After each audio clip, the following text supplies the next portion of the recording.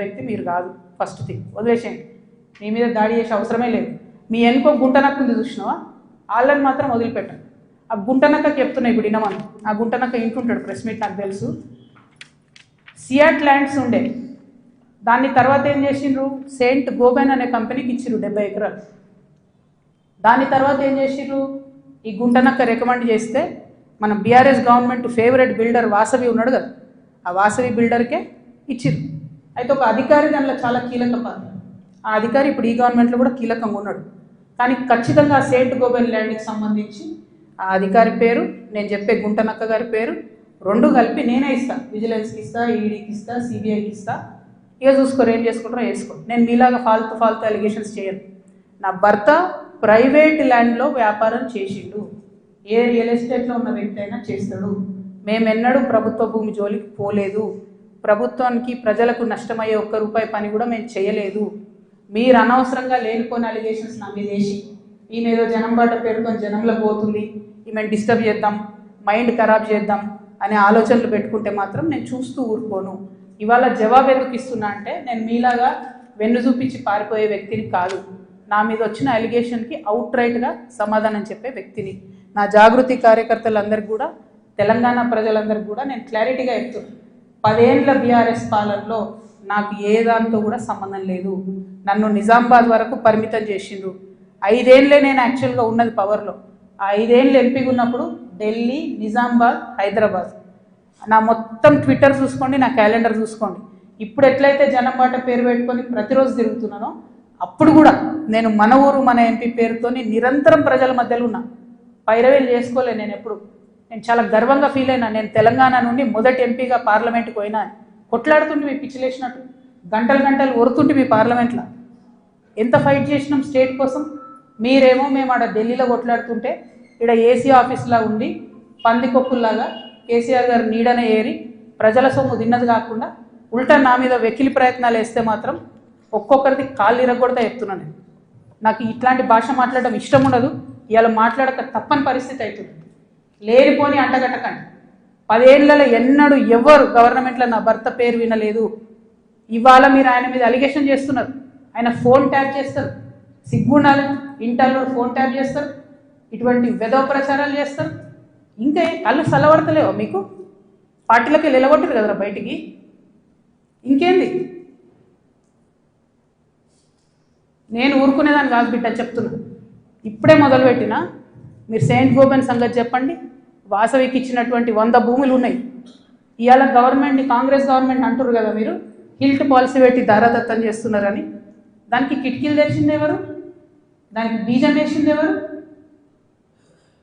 Distillery భూములు అమ్మినరా? లీజుకి ఇచ్చిన భూములు. లీజుకి ఇచ్చిన భూములలో ప్రజలకు డబుల్ బెడ్రూమ్ ఇండ్లు కట్టియాలి, హాస్పిటల్ కట్టాలి, స్కూళ్ళు కట్టాలి. ఇండస్ట్రీ తీసేస్తే ప్రైవేట్ వ్యక్తులకు ఎట్లా అమ్మిండ్రు? దాని మీద సంతకం పెట్టింది ఎవరు? కేటీఆర్ గారు కాదా? చాలా కంపెనీలు ఉన్నాయి. మీరు కూడా సెలెక్టివ్గా లీజుకి ఇచ్చారు కదా. మీరు కిటికీలు తెరిచిర్రు, ఈ గవర్నమెంట్ దర్వాజాలు తెరిచిర్రు దోసుకొని తినండి అని చెప్పి. జనంకి మాత్రం ఏం చేయకండి. హాస్పిటల్ కట్టకండి, స్కూళ్ళు కట్టకండి. ఎవడన్నా నా సొంతోడు అడిగితే మా మీద ఉల్టా అలిగేషన్ ఇవ్వండి. అల్టిమేట్గా ప్రజా జీవితంలో ఉన్నటువంటి వ్యక్తులుగా, ఒక ఆడబిడ్డగా, తెలంగాణ ప్రజల మంచి కోరుకునేటటువంటి వ్యక్తిగా నేను మీ అందరినీ కూడా రిక్వెస్ట్ చేసి చెప్తా ఉన్నాను. నా మీద బీఆర్ఎస్ పార్టీ ఏదైతే విష ప్రచారం చేస్తుందో నా మీద, నా భర్త మీద, దాంట్లో ఇనుమంతా కూడా సత్యం లేదు. దానికి సంబంధించి అన్ని కాగితాలతో సహా నేను చూపించడం జరిగింది. ఇక ముందు కూడా నా మీద ఎవరు ఏ ఆరోపణ చేసినా నేను ఖచ్చితంగా జవాబు చెప్తాను. జవాబు చెప్పిన తర్వాతనే నేను ప్రజల పక్షాన నిలబడి వారిని ప్రశ్నిస్తాను. వారు మాత్రం జవాబు చెప్పకుండా వెన్నుపూస చూపించి పారిపోతూ ఉన్నారు. అది కరెక్ట్ పద్ధతి కాదు. మేమేదో మీ విఘ్నతకే వదిలేస్తున్నామంటే ప్రజలేం వదిలిపెట్టరు. టైం చూసి కర్రు కాల్చి వాత పెడతారు. మీరేం గొప్ప నాయకులు కాదు, పెద్ద నాయకులు కాదు. ఎంత పెద్ద నాయకులైనా ప్రజలకు జవాబుదారీ అన్న విషయాన్ని మర్చిపోయి మీరు ప్రవర్తిస్తే మాత్రం ఊరుకునేది లేదు. ఇది తెలంగాణ, ప్రజలు మేలుకుంటారు, ఖచ్చితంగా మాట్లాడతారు. Thank you. జై తెలంగాణ.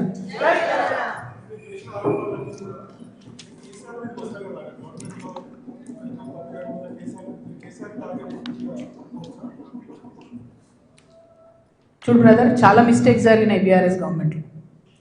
ఆ విషయాలన్నీ ఇప్పుడు నేను జనం బాటలో తిరుగుతుంటే ప్రజలు వచ్చి నాకు చెప్పేటటువంటి దాంతో వాళ్ళు ఇస్తున్నటువంటి విజ్ఞప్తులతోనే అర్థమవుతుంది. నేను మళ్ళీ చెప్తున్నా, ఎంత పెద్ద నాయకుడైనా ప్రజలకే జవాబుదారి. 100కి 100% ప్రభుత్వం నుండి లీజుకి ఇచ్చినటువంటి ఇండస్ట్రియల్ ల్యాండ్స్ సెలెక్టివ్గా వ్యాపారవేత్తల కోసం బీఆర్ఎస్ గవర్నమెంట్లో సంతకాలు పెట్టి మరి ఆనాడే ప్రైవేట్ వ్యక్తులకు దారాదత్తం చేశారు. ఆ సంతకాలు పెట్టింది ఎవరు, పెట్టించడం వెనుకుందెవరు, అది time has to decide. Congress government ఏంది, చాలా ఆరోపణలు చేస్తున్నారు. రేవంత్ రెడ్డి గారు అయితే చాలా ఏమంటారు, రేపు పొద్దుగాలనే నేను వీళ్ళందరినీ జైలు వేస్తా అన్నట్టు ఏదో బీఆర్ఎస్ అంతా అవినీతిమయమని చిత్రీకరించి వచ్చారు. ఆయన ఎక్కడ ఏం చేయట్లేదు. ఎందుకు చేయట్లేదు? బీఆర్ఎస్ వాళ్ళు వేసినటువంటి దొంగదారులను కాంగ్రెస్ రహదారులుగా మారుస్తుంది. వాళ్ళు ఎవరైతే ప్రైవేట్ వ్యక్తులకు ఇచ్చిరో మళ్ళీ అదే కంపెనీలతో వీళ్ళు అండర్స్టాండింగ్ పెట్టుకుంటారు, వాళ్ళతో మాట్లాడతారు. అంటే రేవంత్ రెడ్డి గారి పరిస్థితి ఇప్పుడు ఎట్లుందంటే, అప్పుడే కప్పని తిన్న పాము ఎట్లుంటుంది, కడుపు నిండింది, నేను సీఎం అయినా, అవినీతి అయితే నాకేంది, రాష్ట్రం ఎటు పోతే నాకేంది, వాగ్దానాలు ఎటు పోతే నాకేంది అని చెప్పి ఆయన సైలెంట్గా ఉన్నాడు. ఆయనకి ఈ బీఆర్ఎస్ పార్టీలో జరిగినటువంటి వ్యాపార లావాదేవీలకి అవుట్ రైట్గా సంబంధం ఉంది కాబట్టి వాళ్ళు సైలెంట్గా ఉంటారు. So let time decide. ఎప్పుడన్నా ఎవరైనా ఎంక్వైరీ చేస్తే డిసైడ్ అయితే చూద్దాం. ఏమీ కాకపోతే నాకెప్పుడో ఒకసారి టైం వస్తుంది కదా, దేవుడు దయ ఉంటే నేను ముఖ్యమంత్రి అయితే కదా ఒకనాడు. ఆనాడు మాత్రం 2018